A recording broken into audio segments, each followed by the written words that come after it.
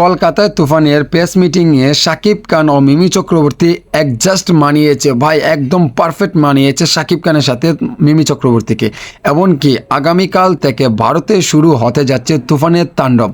বড় পর্দায় বড় ধামাকা মিস করতে না চাইলে এখন পর্যন্ত ইন্ডিয়াবাসী যারা রয়েছে তারা কিন্তু তুফান সিনেমাটি দেখার জন্য প্রস্তুত হয়ে থাকেন। এমনকি 5ই জুলাই খেলা হওয়ার মতোই কিন্তু শাকিব খানের এই তুফান সিনেমা দিয়ে ইতিহাস গড়েছে। সারা বাংলাদেশ জুড়ে কিন্তু এখন পর্যন্ত ট্রেন্ডিং কাঁপাচ্ছে শাকিব খানের তুফান সিনেমাটি, এমনকি ইতিহাস গড়েছে আমাদের বাংলাদেশে। এমনকি আরও একটি কথা বলতে চাই আপনাদেরকে, শাকিব খানের এই তুফান সিনেমাটি 15টি দেশে মুক্তি পেয়েছে, এমনকি 5ই জুলাই ভারতে মুক্তি পেতে যাচ্ছে শাকিব খানের এই আলোচিত সিনেমা তুফান।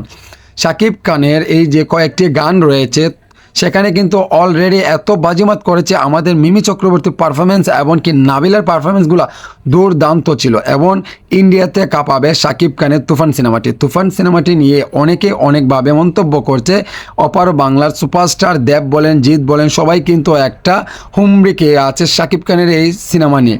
সো শাকিব খানের এই ধরনের এত অল্প বাজেটের 10-15 কোটি টাকার সিনেমা যদি আমাদের তামিল তেলুগুর নায়কদের মতো কম্পেয়ার করতে পারে তাদের সিনেমার সাথে, কেজিএফের সাথে, অ্যানিমেল সিনেমার সাথে যদি কম্পেয়ার করতে পারে, তাহলে আর কি বলার আছে ভাই।